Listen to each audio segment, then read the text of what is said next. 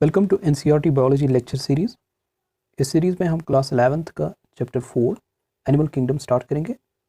Lecture first में हम सीखेंगे पॉरीफेरा के बारे में। एनिमल्स होते हैं हेटेरोट्रॉफिक, यूकैरियोटिक और मल्टीसेलुलर ऑर्गेनिजम्स और इनकी सेल्स में सेल वॉल एब्सेंट होता है। हेटेरोट्रॉफिक मीन्स ये डिपेंडेंट होते हैं ऑर्गेनिक फूड रिक्वायरमेंट्स के लिए दूसरे ऑर्गेनिजम्स पे।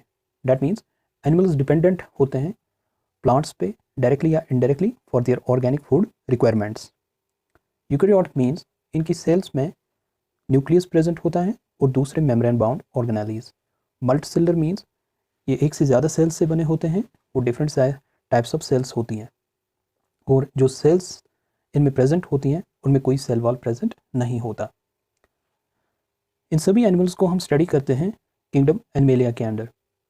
इस किंगडम को हमने डिवाइड किया है मुख्तलिफ ग्रुप्स में। उन ग्रुप्स को हम बोलते हैं phyla. Phyla is plural, phylum is singular. For example Porifera, Coelenterata, Ctenophora, Platyhelminthes etcetera. इन फाइला की तादाद 32 से एबो हैं, लेकिन इस स्टेज पे आपको खाली 11 फाइला स्टडी करने हैं, पॉरीफेरा से लेके कॉर्डेटा तक। ये जो पॉरीफेरा से लेके कॉर्डेटा तक सीरीज है इन फाइला की, इनमें कॉम्प्लेक्सिटी बढ़ती जाएगी। डैट मीन्स पॉरीफेरा सिंपल है, उससे कॉम्प्लेक्स या एडवांस्ड सिलेंट्रेटा है, टिनोफोरा, फिर प्लैटिहेलमिन्थीज, फिर एस्केहेलमिन्थीज, फिर Annelida, arthropoda, Mollusca, Echinodermata, Hemichordata और फाइनली कॉर्डेटा इनमें सबसे एडवांस्ड होते हैं। ये जो पॉरीफेरा से लेके हम हेमिकॉर्डेटा तक इन फाइला को स्टडी करेंगे, ये सभी फाइला इनवर्टिब्रेट्स होते हैं।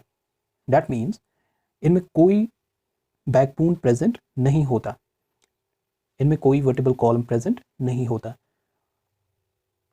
इनको हम इनवर्टिब्रेट्स बोलते हैं। इसके अपोजिट एक टर्म है वर्टिब्रेट्स।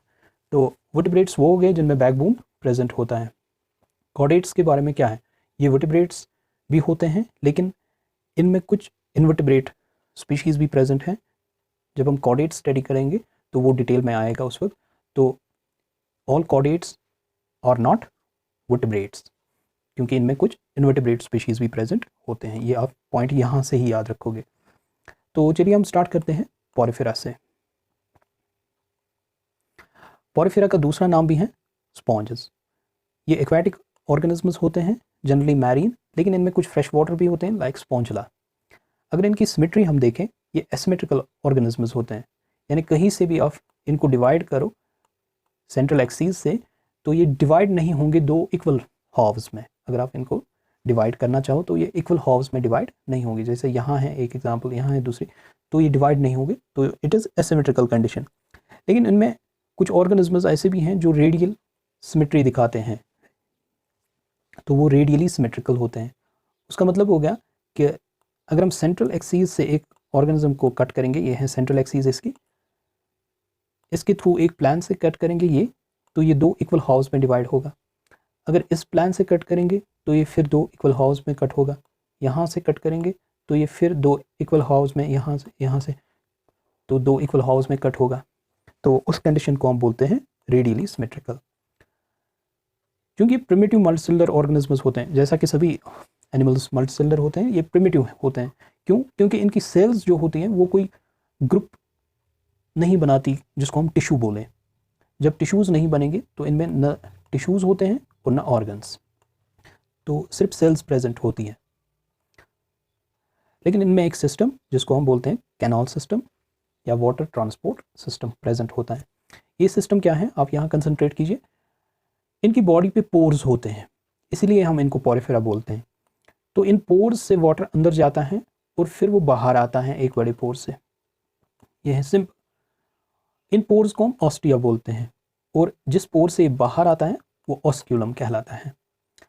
जिस कैविटी में ये वाटर जाता है उसको हम स्पॉन्जोसील बोलते हैं। तो ये हो गया इसका वाटर ट्रांसपोर्ट सिस्टम या कैनाल सिस्टम। कैनाल सिस्टम में हमने क्या सीखा कि वाटर अंदर जाता है ऑस्टिया से और कैविटी में स्पॉन्जोसील में जाता है और फिर बाहर आता है ऑस्क्यूलम से। यहाँ देखिए आप इसको, ऑस्क्यूलम, ऑस्टिया एंड स्पॉन्जोसील।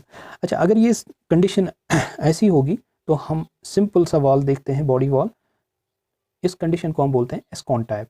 अगर यही बॉडी वॉल फोल्डेड होगा, आप यहाँ देखिए, अब ये फोल्डेड है तो इट इज़ साइकॉन टाइप। या आप हायर क्लास में कैनाल सिस्टम के टाइप पढ़ोगे, लेकिन यहाँ एक बात समझानी है हमें, ये जो अंदर से स्पॉन्जोसील होता है, इसमें लाइनिंग होती है एक स्पेशल टाइप ऑफ सेल्स की, उन सेल्स को हम बोलते हैं कोनोसाइट्स या कॉलर सेल्स। ये कोनोसाइट्स और कॉलर सेल्स ये किसी भी फाइलम में आप नहीं देखोगे, सिर्फ यहाँ याद रखना है आपको, कोनोसाइट्स आर प्रेजेंट इन पोरिफेरा। तो कोनोसाइट्स या कॉलर सेल्स इनको क्यों बोलते हैं,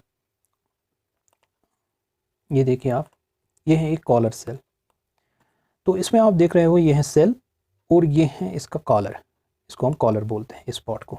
ये कॉलर बना होता है माइक्रोविलाई से और बीच में इसकी फ्लैजलम होता है, this is the flagellum of collar cell.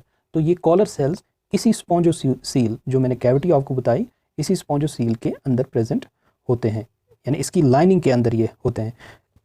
और ये है इसका बॉडी वॉल, इसमें बाकी सेल्स भी होते हैं लेकिन ये कोनोसाइट्स या कॉलर सेल्स अंदर से होते हैं।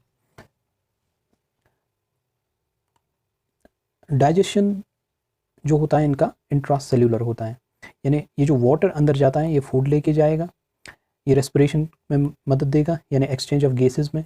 ये जो सेल्स हैं अंदर से ये अपटेक करेगी ऑक्सीजन को और रिलीज़ करेगी कार्बन डाइऑक्साइड को बाय डिफ्यूजन। और रिमूवल ऑफ वेस्ट्स, जो वेस्ट्स इनमें बनेंगे तो वो एक्सक्रीट होंगे इसी वाटर के साथ।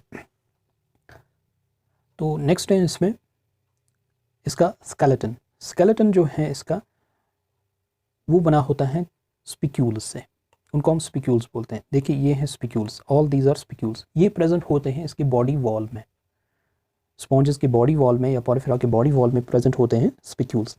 ये स्पिक्यूल्स कैल्केरियस हो सकते हैं यानी कैल्शियम कार्बोनेट्स के, या सिलिशियस हो सकते हैं यानी सिलिकेट्स के, ओके। तो और इनमें प्रेजेंट होते हैं स्पॉन्जन फाइबर्स, वो प्रोटीन स्पॉन्जन फाइबर्स होते हैं। ये हैं स्पॉन्जन फाइबर्स, यहाँ हमने दिखाया है। और ये क्या है, these are spicules.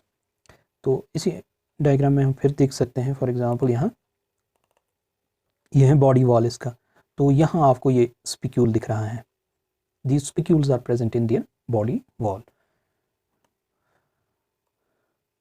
Okay.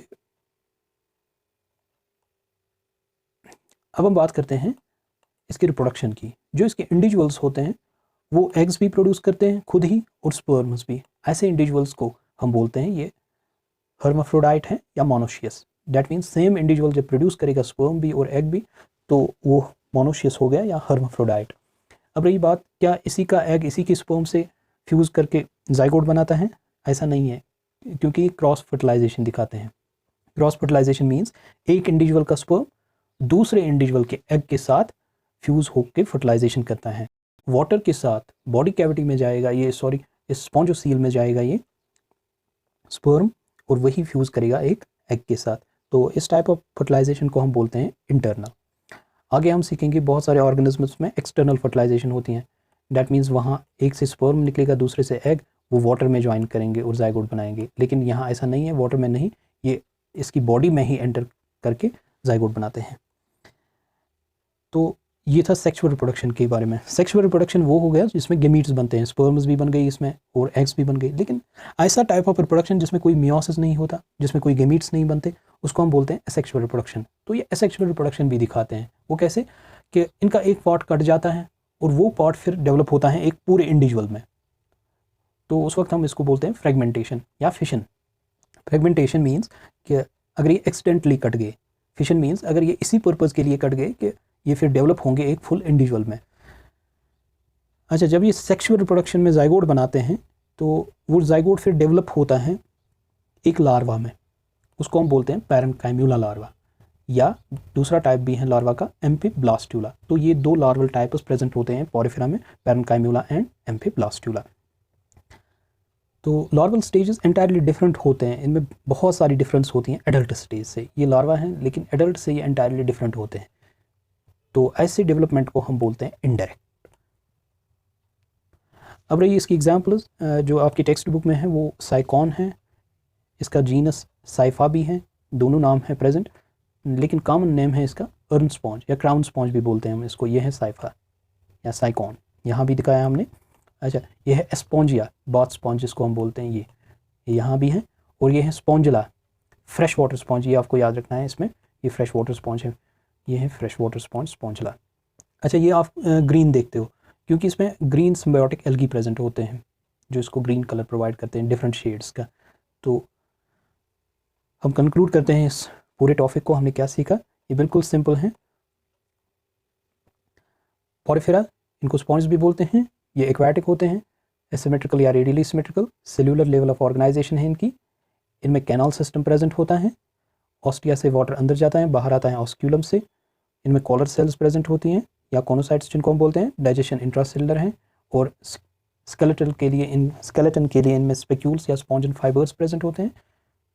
Reproduction sexual भी होती हैं और सेक्सुअल भी, लेकिन फर्टिलाइजेशन इंटरनल और डेवलपमेंट इनडायरेक्ट होती हैं। एग्जाम्पल्स साइकॉन, स्पॉन्जिया और स्पॉन्जिला। Thank you.